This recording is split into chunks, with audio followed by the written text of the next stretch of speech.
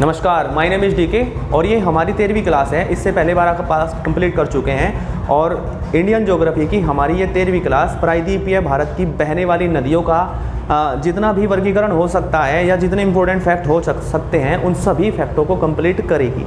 इससे पहले हम हिमालय नदी तंत्र कंप्लीट कर चुके हैं। हिमालय नदी तंत्र में 3 नदियाँ थी, एक सिंधु, ब्रह्मपुत्र और गंगा।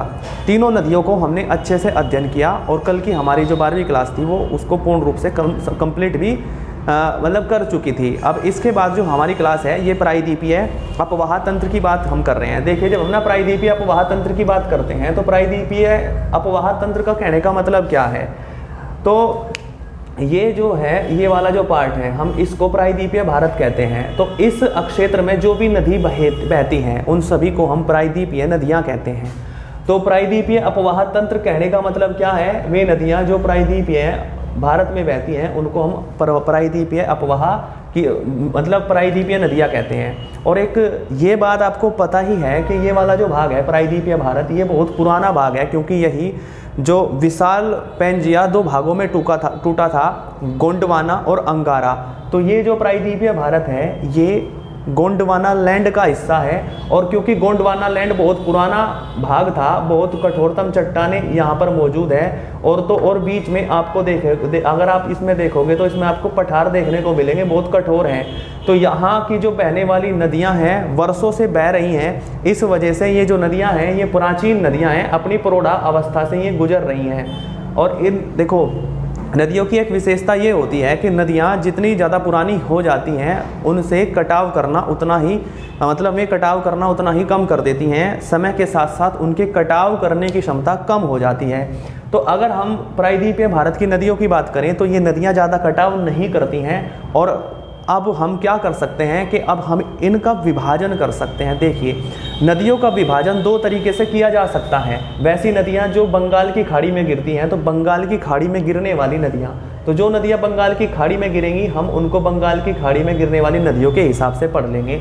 और जो नदियाँ अरब सागर में गिरती हैं तो अरब सागर इस साइड है, जैसे लोनी, ताप्ती, माही नदी जो है अरब सागर में गिरती हैं, तो इसके आधार पर इनका अध्ययन या बंटवारा हम कर सकते हैं। देखिए, अधिकांश जो नदियां हैं प्रायद्वीपीय भारत की अधिकांश नदियां वे बे ऑफ बंगाल में गिरती हैं। मतलब अधिकांश नदियों का जो ढाल है तो उसका जो ढाल है वो दक्षिण पूर्व की ओर है, इस ओर ये नदियां गिरती हैं। तो अधिकांश नदियां उत्तर पूर्व की ओर बंगाल की खाड़ी में गिरती हैं। लेकिन कुछ नदियां ऐसी भी हैं जो अरब सागर में गिरती हैं, या कुछ नदियां ऐसी भी हैं जो अरब सागर में गिरती हैं। जैसे ये हमारा प्रायद्वीपीय भारत है तो कुछ नदियां जैसे लोनी, ताप्ती, नर्मदा ये ऐसी नदियां हैं जो अरब सागर में गिरती हैं। इनकी लंबाई इतनी कम है, एक तो इनकी रफ्तार बहुत ज़्यादा है तो बिजली उत्पादन में ये बहुत महत्वपूर्ण होती हैं। और इनकी रफ्तार बहुत ज़्यादा के साथ साथ ये डेल्टा का निर्माण नहीं कर पाती क्योंकि दूरी बहुत कम है इनकी। तो ये जो नदियां हैं ये अगर आप देखोगे तो ये जो है अरब सागर में गिर रही हैं। कुछ तो अधिकतर नदियां पर ज़्यादातर नदियां गिरती हैं बे ऑफ बंगाल में। लेकिन एक कमाल की बात ये है कि कुछ नदियां ऐसी भी हैं जो उत्तर की ओर जो ढाल है, जैसे ये हमारा जो प्रायद्वीपीय भारत है तो हम ना इसका ढाल समझ लेते हैं। जैसे ये हमारा प्रायद्वीपीय भारत है तो इसका ये वाला जो ढाल है, ये वाला ढाल ये तो इस साइड है, और ये वाला जो ढाल है ये वाला ढाल इस साइड है, इस साइड। और ये जो उत्तर का भाग है, ये वाला उत्तर का भाग, ये वाला भाग इसका ढाल उत्तर की ओर है।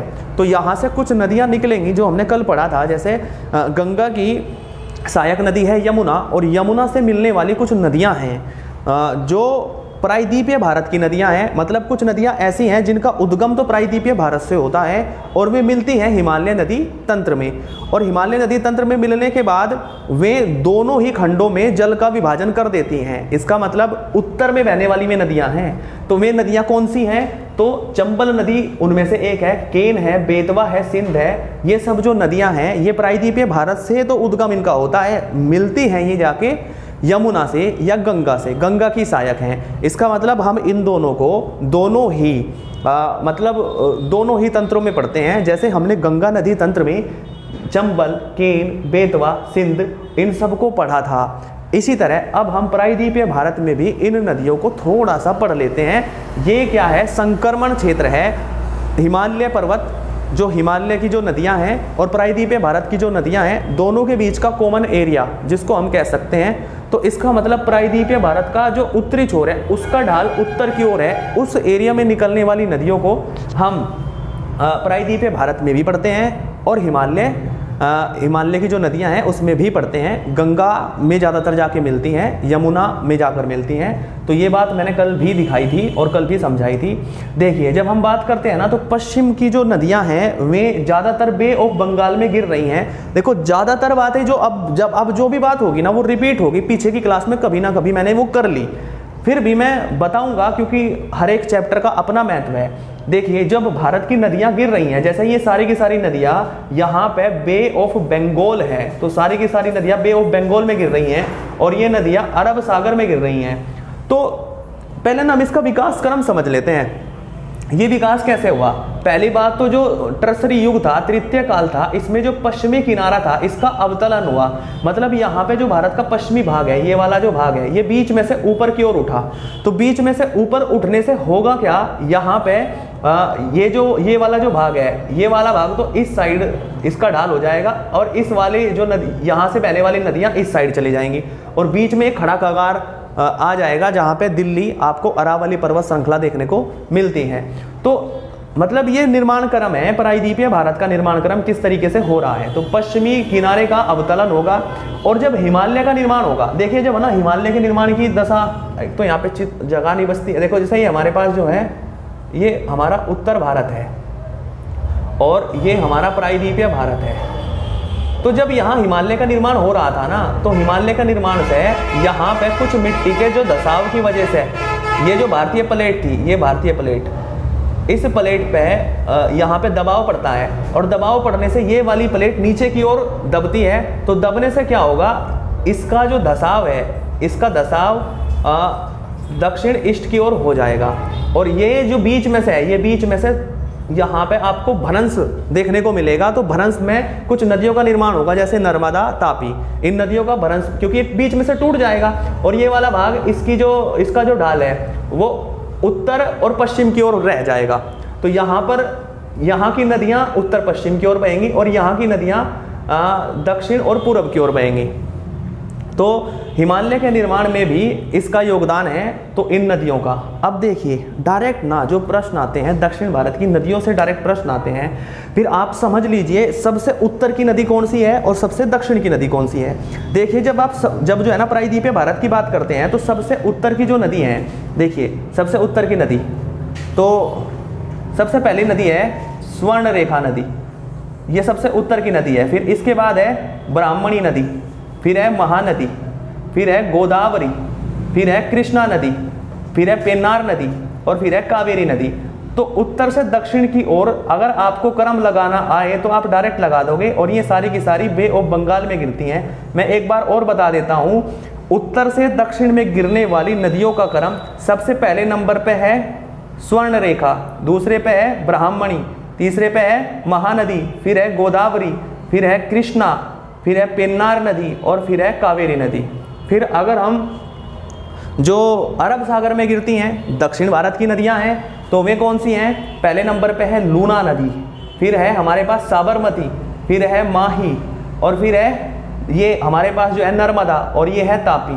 तो अरब सागर में गिरने वाली ये हमारे पास मतलब 4 नदियां हैं, जैसे लूनी नदी, जैसे साबरमती नदी, जैसे ये है माही नदी और ये है हमारे पास नर्मदा और ये है तापी नदी। तो अब हम इनका क्या करेंगे, एक डिटेल एनालिसिस करेंगे या हम इनको ओपन, जिसको हम जो है ना, जैसे गोदावरी जो सबसे बड़ी नदी है दक्षिण भारत की, हम इसका अपवाह तंत्र देखेंगे। तो अगला जो टॉपिक है हमारा वो गोदावरी अपवाह तंत्र है। देखिए जब हम ना गोदावरी अपवाह तंत्र की बात करते हैं, तो गोदावरी अपवाह तंत्र की एक विशेषता है कि ये सबसे बड़ा नदी तंत्र है और इसकी जो प्रमुख शाखाएं हैं, मैं सारी की सारी, देखो मैं बहुत मेहनत करने के बाद ये चार्ट बनाता हूँ यहाँ पे, तो फिर भी मैं बता रहा हूँ कि जो गोदावरी नदी है, गोदावरी नदी का जो उद्गम स्रोत है, जहाँ से ये निकलती है, महाराष्ट्र के नासिक से ये निकलती है, तो ये इसका उद्गम स्रोत है। और फिर ये इसकी जो है ना एक सहायक नदी है परवरा, फिर दूसरी नदी है यहाँ पे मूला और तीसरी अगर आप देखोगे इधर ये है हमारे पास मंजरा। तो ये वाली जो सहायिकाएं हैं ये दाएं ओर की सहायिकाएं हैं और ऊपर की जो हैं ये हैं बाएं ओर की सहायिकाएं। तो बाएं ओर की शाखाओं में दो नदियां आपस में मिलती हैं। पहले नंबर पर है दूधना। तो दूधना नदी जब पूना नदी से मिलेगी तो एक संयुक्त धारा का निर्माण होगा और ये संयुक्त धारा गोदावरी में जाके मिल जाएगी। फिर इसी तरीके से एक नदी मिलेगी पेनगंगा और एक नदी मिलेगी वर्धा और एक नदी मिलेगी वेनगंगा। तो ये एक संयुक्त धारा, इस संयुक्त धारा का जो नाम होगा उसका नाम है प्राणहिंता। तो प्राणहिंता नदी जो है ना सीधा गोदावरी में आके मिलेगी। फिर आगे चलने के बाद एक नदी और इसके बाएं से आके मिलेगी जिसका नाम है इरावदी नदी। तो इरावदी नदी भी गोदावरी की सहायक नदी है। फिर आगे चलने के बाद ये है सिलेरू नदी और ये है सबरी नदी। तो सिलेरी नदी और सबरी नदी आगे चलने के बाद यहाँ पर गोदावरी में आके मिल जाएगी। तो ये इसकी सारी सहायिकाएं हैं। अंततः फाइनली जो गोदावरी नदी है ये बे ऑफ बंगाल में अपना जल प्रवाहित कर देगी। अगर हम इसकी विशेषताओं की बात करें तो गोदावरी की एक विशेषता ये है कि ये अधिकांश महाराष्ट्र में बहती है, मतलब 49% जल इसका महाराष्ट्र में है और ये मध्य प्रदेश में बहती है और इसका 20% जल मध्य प्रदेश में है और छत्तीसगढ़ से भी ये होकर बहती है।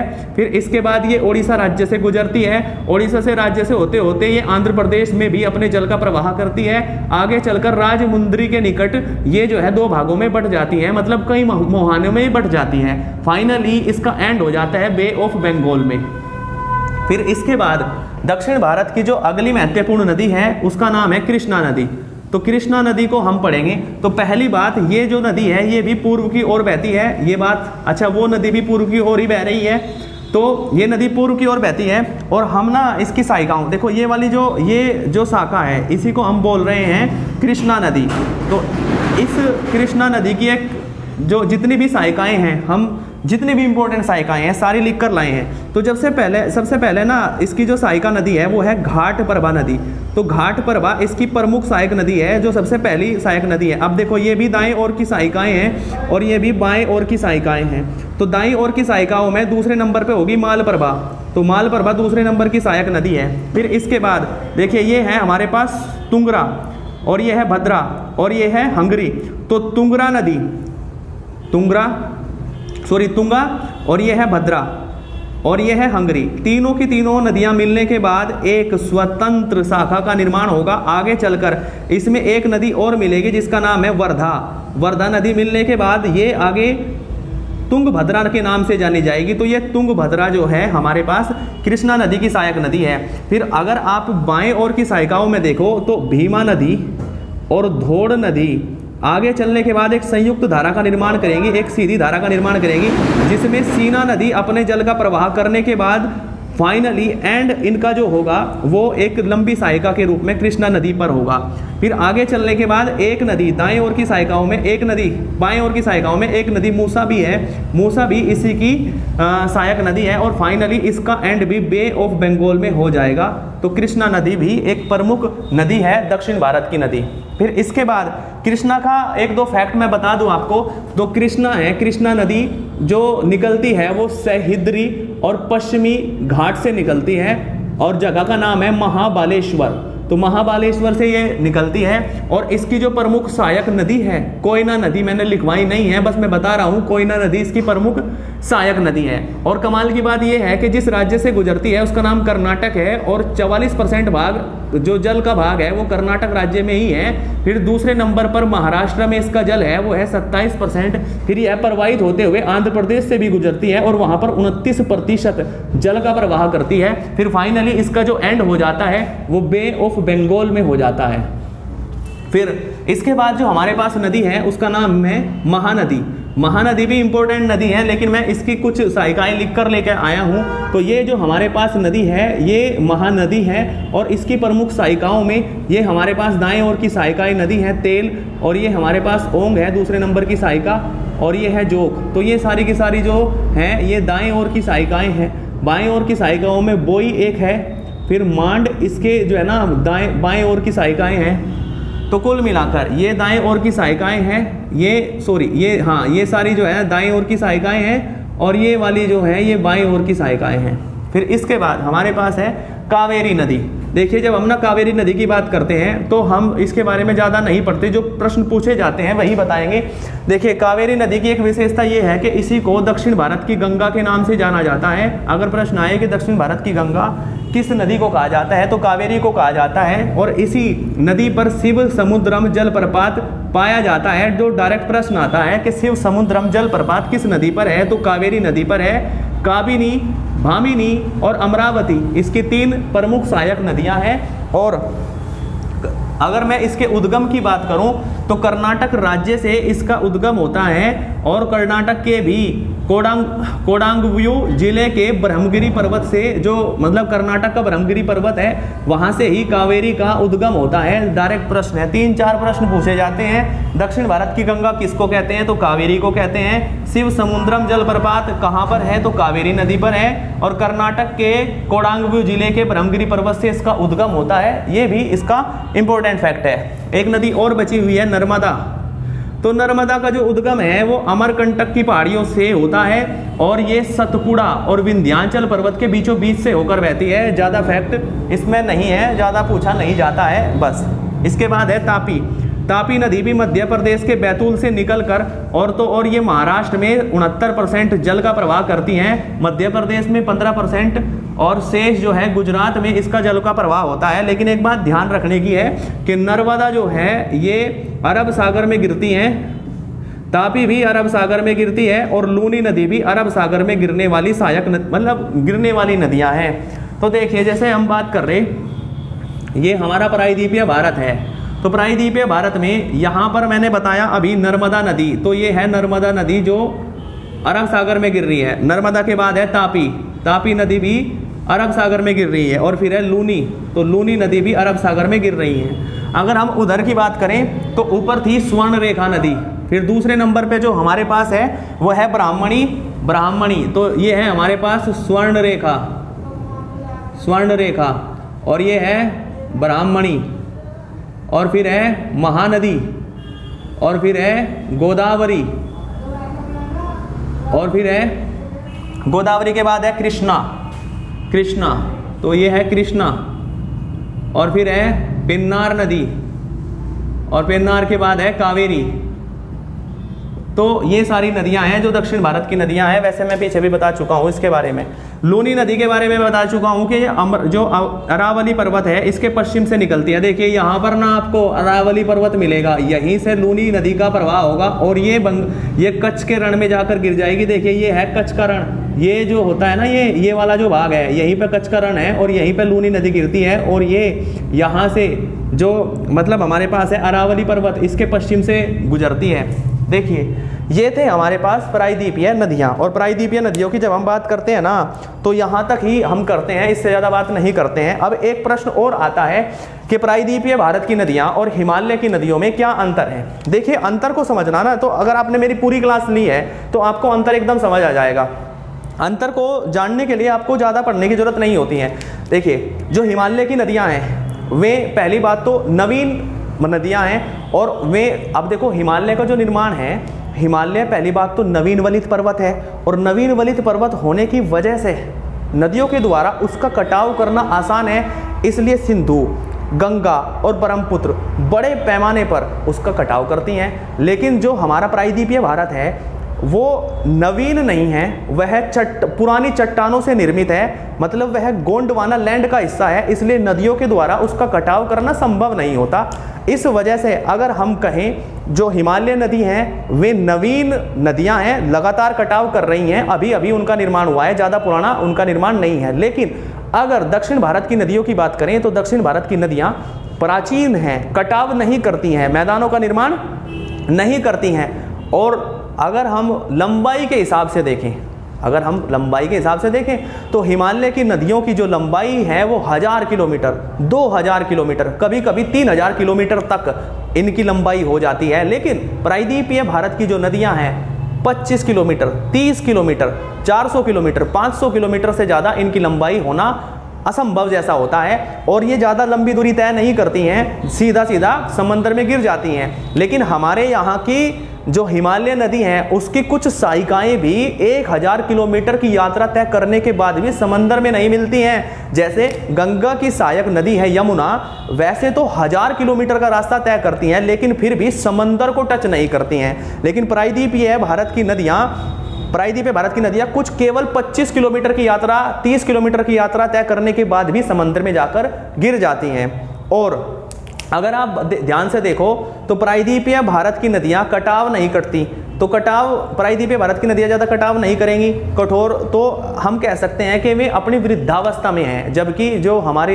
हिमालय पर्वत की नदियां हैं वे नवीन, प्रौढ़ा और वृद्धावस्था तीनों स्टेजों में पाई जाती हैं। जैसे अगर गंगा की बात करें, हिमालय में अगर आप देखो तो इतना कटाव करती हैं, इसका मतलब नवीन अवस्था में वो बह रही है। फिर आगे चलने के बाद बिहार के एरिया तक वह अपने प्रौढ़ावस्था में बह रही है, और फिर जब वह पश्चिम बंगाल तक पहुंचती हैं तो कटाव नहीं करती, डेल्टा का निर्माण करती हैं, तो वह वृद्धावस्था में पहुंच चुकी हैं। तो यहाँ की जो हिमालय की नदियां हैं वे एक एक नदी भी 3-3 स्टेजों से गुजर रही हैं, युवावस्था, प्रौढ़ावस्था और वृद्धावस्था। लेकिन प्रायद्वीपीय भारत की विशेषता ऐसी नहीं है।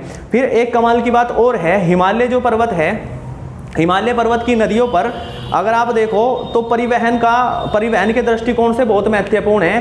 क्यों महत्वपूर्ण है? क्योंकि वहाँ पर बहुत बड़े बड़े मतलब जलयान चलाए जा सकते हैं। लेकिन प्रायद्वीपीय भारत में नदियों की लंबाई उतनी नहीं है, तो इसलिए परिवहन का विकास करना संभव नहीं है, ज़्यादा परिवहन का निर्माण नहीं होता है। फिर ऐसे ही और जैसे बिजली बनाने में उपयोगिता के आधार पर, तो देखो अगर हम प्रायद्वीपीय भारत की बात करें तो तीव्रता उतनी ज़्यादा देखने को नहीं मिलती है, तो बिजली का निर्माण करना उतनी अनुकूल दशा देखने को नहीं मिलती। लेकिन अगर आप साथ ही देखो जैसे सिंधु नदी है, सिंधु की बहुत सारी सहायक नदियां हैं, जैसे झेलम हुआ, चेनाब हुआ, रावी हुआ, व्यास हुआ, सतलुज हुआ, यहाँ पर बड़े बड़े डैमों का निर्माण करके हम बिजली का उत्पादन कर सकते हैं। मतलब आर्थिक दृष्टिकोण से भी इनका महत्व बहुत ज़्यादा है। और जलोढ़ मैदानों के निर्माण में तो हिमालय का योगदान है ही, लेकिन जो प्रायद्वीपीय भारत की नदियाँ हैं अगर तटों को छोड़ दें तो बड़े बड़े पैमाने पर जलोढ़ मैदान का निर्माण करती नहीं है। तो अगर आप देखो तो प्रायद्वीपीय भारत की नदियां और हिमालय की नदियों में पर्याप्त अंतर देखने को आपको मिलता है। और ये जो हमारी क्लास थी ये नदियों की अंतिम क्लास थी। कल की जो क्लास होगी वो हमारी भारत में राज्यवार जो झीलें हैं उनका वर्गीकरण होगा। तो जो कल की क्लास होगी हमारी झीलों की क्लास होगी। अगर आप यहाँ तक हैं तो आपका बहुत बहुत धन्यवाद। और अगर आपको मेरी क्लासें अच्छी लगती हैं तो प्लीज़ मेरे चैनल को सब्सक्राइब कर दीजिए और अपने दोस्तों को भी शेयर कर दीजिए। इससे मुझे मोटिवेशन मिलेगा और मैं फिर आपके लिए और अच्छे से काम कर सकता हूँ। और मैं एक यूपीएससी एस्पिरेंट हूँ और मैं लगभग सभी सब्जेक्टों को, देखो मैं विशेषज्ञ नहीं हूँ, मैं एक एस्पिरेंट हूँ। आपको मेरी क्लास से अच्छा समझ आ जाएगा, कम समय में आपको ज़्यादा समझ आ जाएगा। लेकिन मैं आपको विद्वान बना दूँ, मेरे बस की बात नहीं है। तो बस मुझे सपोर्ट करिए अपना भाई मानकर। Thank you very much, bye bye.